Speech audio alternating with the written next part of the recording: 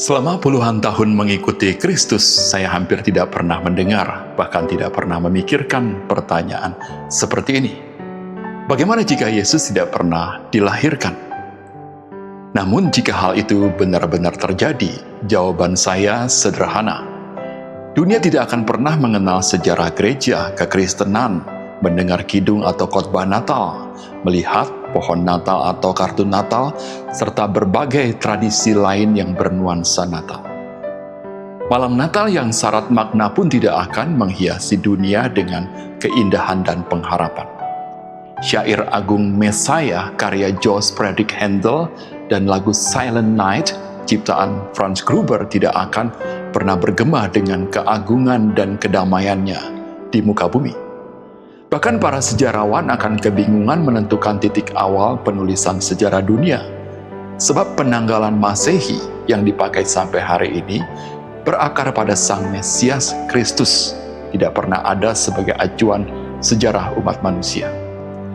Sebenarnya judul video ini saya dapatkan dari sebuah buku karya D. James Kennedy dan Jerry Newcomb yang berjudul What If Jesus Had Never Been Born?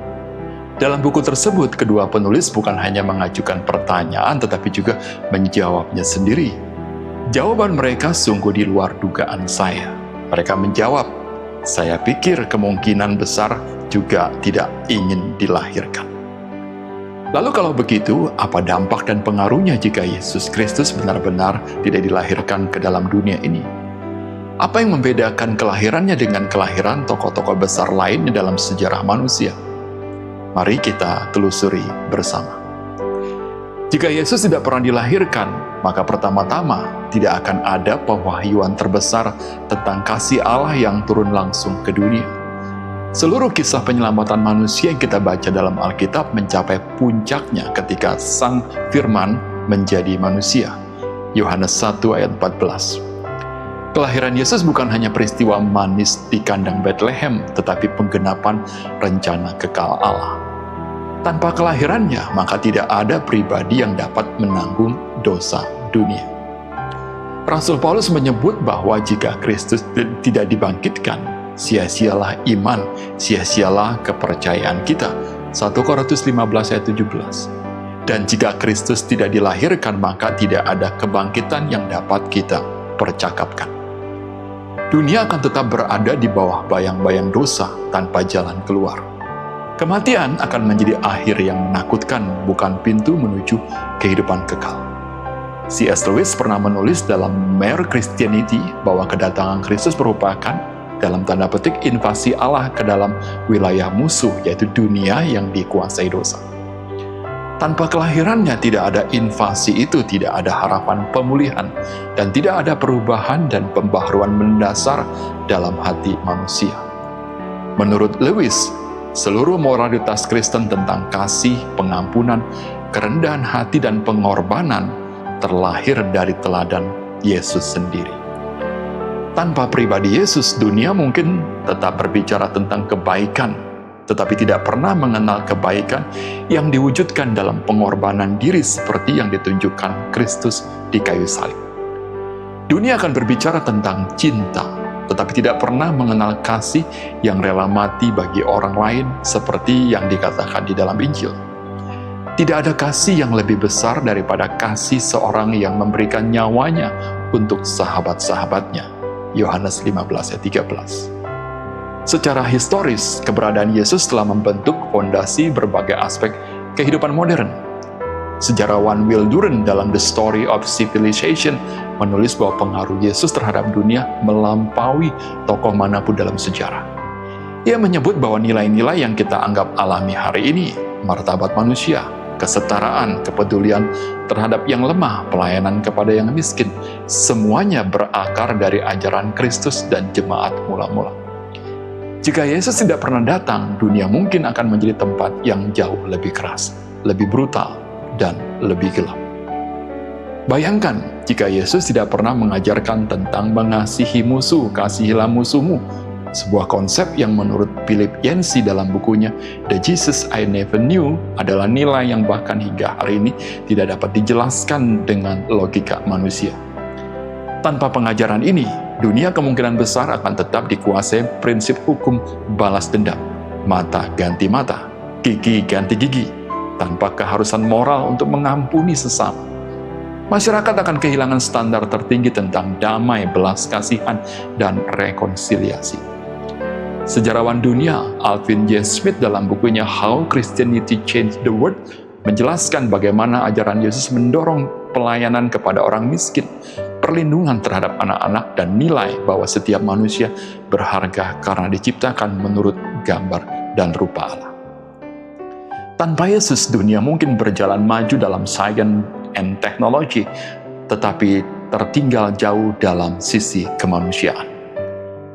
Lebih dalam lagi, tanpa kelahiran Yesus, manusia tidak akan pernah melihat gambaran paling jelas tentang siapa Allah itu sebenarnya. Yohanes menegaskan bahwa tidak ada seorang pun yang pernah melihat Allah, tetapi Yesus datang untuk menyatakan dirinya. Yohanes 1 ayat 18. Tanpa Yesus, kita hanya dapat menebak-nebak gambaran atau karakter Allah dari jauh. Tetapi melalui Yesus, kita mengenal Allah yang merangkul anak-anak, yang menangisi Lazarus, menyembuhkan orang-orang sakit, membela yang tersisih, dan mengampuni para pendosa seperti kita. Inilah Allah yang dekat, bukan sekedar konsep atau kekuatan kosmik. Tanpa Yesus, hubungan pribadi dengan Allah mungkin tidak akan pernah menjadi pusat iman. Dan secara pribadi, tanpa kelahiran Yesus tidak akan ada kabar baik. Tidak ada Injil, tidak ada jaminan bahwa dosa-dosa kita akan diampuni. Tidak ada undangan untuk datang kepadanya yang berkata, "Marilah kepadaku semua yang letih lesu dan berbeban berat, aku akan memberi kelegaan kepadamu." Matius 11 ayat 28. Manusia akan terus berjuang sendiri, mencari cara menembus dosa dengan kekuatannya sendiri, mencoba memenuhi standar moral yang mustahil tanpa pertolongan Tuhan. Dunia akan penuh dengan usaha manusia yang sia-sia, namun tidak pernah menyentuh kasih karunia. J.I. Packer dalam bukunya Knowing God mengatakan bahwa inkarnasi adalah Allah menjadi manusia sebagai inti dari seluruh kekristenan. Menurut Packer, jika kita menghapus kelahiran Yesus, maka seluruh struktur iman Kristen akan runtuh seperti bangunan tanpa fondasi. Tidak ada Natal, tidak ada Jumat Agung, tidak ada Paskah, tidak ada gereja, tidak ada Alkitab Perjanjian Lama, Perjanjian Baru, tidak ada sakramen, tidak ada pengharapan akan kedatangan kedua. Dunia tanpa Yesus adalah dunia tanpa terang. Kembali pada buku yang saya sebutkan di awal tadi, What If Jesus Had Never Been Born? Karangan di James Kennedy dan Jerry Newcomb memberikan data-data yang luar biasa dengan lahirnya Yesus ke dalam dunia ini. Di sana dikatakan kehadiran Yesus bukan hanya mengubah hidup seseorang, tetapi peradaban dunia. Mereka menegaskan bahwa banyak fondasi moral dan sosial modern lahir dari pengaruh langsung kekristenan. Konsep paling utama bahwa manusia memiliki nilai tak terukur adalah karena diciptakan menurut gambar Allah, yang kemudian menjadi dasar bagi hak asasi manusia, martabat perempuan dan anak, serta perlindungan terhadap orang miskin dan lemah. Itu tidak ditemukan secara kuat dalam budaya-budaya besar kuno. Sebelum Kristus hadir, praktik-praktik dunia kuno seperti aborsi, pembuangan bayi, persembahan anak-anak sebagai korban, perbudakan yang brutal, pertarungan manusia, gladiator, dan eksploitasi terhadap kaum lemah itu dianggap normal. Pengaruh ajaran Yesus membuat hal-hal itu ditentang dan akhirnya dihapuskan oleh tokoh-tokoh Kristen seperti Tertullian, Athenagoras, Yohanes Chrysostomus, John Wesley, William Wilberforce, dan banyak lagi lainnya. Kennedy dan Newcomb dalam buku yang saya sebutkan tadi juga menjelaskan bahwa kekristenan menjadi pendorong utama perkembangan pendidikan dan ilmu pengetahuan. Universitas-universitas ternama di dunia seperti Harvard, Yale, Princeton, Oxford, Cambridge, awalnya semuanya didirikan oleh orang-orang Kristen dan hamba-hamba Tuhan demi mengajarkan firman Tuhan dan memajukan ilmu pengetahuan.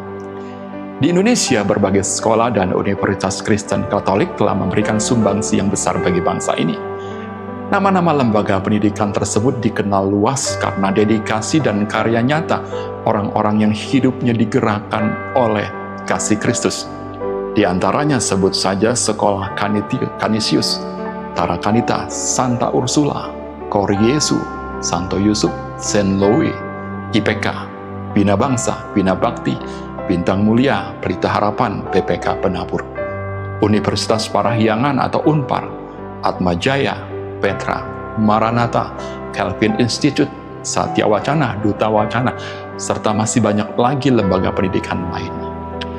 Para pencetus ilmu pengetahuan modern seperti Isaac Newton, fisikawan dan penemu hukum gravitasi, Johannes Kepler, ahli astronomi ternama, Blaise Pascal, ahli matematika dan filsuf asal Prancis, dan Michael Faraday, ahli elektromagnetik dunia adalah orang-orang yang secara eksplisit mengaitkan penemuan ilmiah mereka dengan keyakinan bahwa alam semesta diciptakan oleh Allah yang teratur. Masih banyak lagi jumlah para ahli dan penemu dunia yang berasal dari orang-orang yang telah mengalami kasih Kristus yang tidak bisa disebutkan satu demi satu di sini. Kedua penulis buku itu juga menyoroti bahwa kebebasan politik dan demokrasi modern lahir dari nilai-nilai Alkitab. Pemerintahan yang menghormati martabat manusia, menolak tirani, dan menjunjung kebebasan nurani. Selain itu, buku tersebut mencatat bahwa hampir seluruh rumah sakit pelayanan sosial, rumah yatim piatu, panti jompo, dan lembaga bantuan kemanusiaan berakar dari peneladanan kasih Kristus. Gereja menjadi pusat penyembuhan dan belas kasih sejak abad-abad awal. Bahkan negara-negara yang sangat menikmati hak kebebasan, kemakmuran, dan stabilitas sosial saat ini seperti Eropa dan Amerika Utara mengalami kemajuan itu karena nilai-nilai moral, hukum, dan budaya yang sangat dipengaruhi Injil. Tanpa kelahiran Yesus, Kennedy dan Newcomb menyimpulkan bahwa dunia akan sangat berbeda, lebih kejam, lebih gelap, lebih tidak manusiawi, dan jauh lebih sedikit harapan. Namun, segala renungan tentang bagaimana jika Yesus tidak dilahirkan sebenarnya menegaskan satu hal penting. Syukur kita kepada Allah karena Yesus sungguh telah datang. Ia benar-benar lahir, benar-benar hidup, benar-benar mati, dan benar-benar bangkit bagi kita. Dunia tidak dibiarkan dalam kegelapan, terang itu telah datang. Dalam Yesus kita menemukan jembatan antara Allah dan manusia, kasih karunia yang menyelamatkan, dan harapan yang tidak pernah mengecewakan. Kelahiran Yesus bukan hanya peristiwa sejarah, tetapi titik balik seluruh perjalanan manusia. Dan karena ia pernah lahir, kita memiliki alasan untuk berharap. Kita tahu bahwa penderitaan bukan akhir, kematian bukan pemenang, dan dosa bukan Tuhan. Kita memiliki juru selamat yang hidup. Kita memiliki Tuhan yang mengerti pergumulan kita. Kita memiliki Raja yang akan datang kembali membawa keadilan dan damai sejahtera. Maka, pertanyaan di atas tadi bagaimana jika Yesus tidak pernah dilahirkan seharusnya mendorong kita untuk memandang Natal dengan mata yang baru. Jika Yesus tidak pernah dilahirkan, dunia akan gelap. Tetapi karena ia telah lahir, terang itu kini bersinar bagi setiap orang. Kita diundang untuk hidup dalam terang itu, mengikutinya, dan membagikan kasih-Nya kepada dunia yang masih membutuhkan harapan. Yesus telah datang, itulah kabar terbaik yang pernah diterima dunia. Dan itulah alasan mengapa hidup kita hari ini berbeda.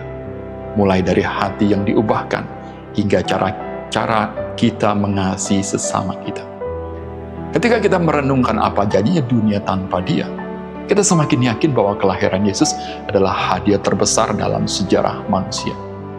Dan setiap orang yang membuka hati baginya akan menemukan bahwa terangnya itu bersinar, menuntun, memulihkan, dan menyelamatkan sampai hari ini. Kiranya pembahasan ini boleh memberkati kita semua. Sebelum mengakhiri pembahasan ini, saya ingin mengajak kita membuka hati untuk berdoa bersama. Mari kita berdoa. Bapa yang penuh kasih, kami datang kepadamu dengan hati yang penuh syukur dan takjub. Ketika kami merenungkan pertanyaan bagaimana jika Yesus tidak pernah dilahirkan, kami justru semakin sadar betapa besar anugerah-Mu bagi dunia dan bagi hidup kami. Terima kasih ya Bapa, karena Engkau tidak membiarkan dunia tenggelam dalam kegelapan. Engkau mengutus Putra-Mu yang tunggal, lahir sebagai manusia, tinggal di antara kami, memperlihatkan wajah kasih-Mu yang sejati. Di dalam Yesus kami melihat terang di tengah kegelapan, harapan di tengah keputusasaan, dan kasih yang rela berkorban bagi kami yang berdosa. Kami mengakui tanpa kelahiran-Mu hidup kami akan kehilangan arah. Iman kami akan kosong dan dunia ini akan jauh lebih keras dan tidak manusiawi. Tetapi kami bersyukur karena Yesus sungguh telah datang. Ia telah lahir, mati, dan bangkit bagi keselamatan kami. Tuhan, ajar kami untuk tidak hanya merayakan Natal sebagai tradisi, tetapi menghidupi maknanya setiap hari. Biarlah terang Kristus yang telah menerangi dunia juga menerangi hati kami, mengubah cara pikir kami, cara berkata, dan bertindak. Tolong kami untuk menjadi pembawa terang itu, mengasihi seperti Kristus mengasihi, mengampuni seperti Kristus mengampuni, membela yang lemah, dan menghadirkan pengharapan di tengah dunia yang terluka. Kami menyerahkan hidup kami ke dalam tangan-Mu. Kiranya kelahiran Yesus terus menjadi sumber iman, pengharapan yang teguh, dan kasih yang nyata sampai Ia datang kembali. Di dalam nama Yesus Kristus, terang dunia dan Juru Selamat kami yang hidup, kami berdoa. Amin. Apabila pesan ini memberkatimu, jangan lupa bagikanlah kepada para sahabat yang lain. Sampai jumpa kembali dalam pembahasan menarik lainnya. Tuhan Yesus memberkati.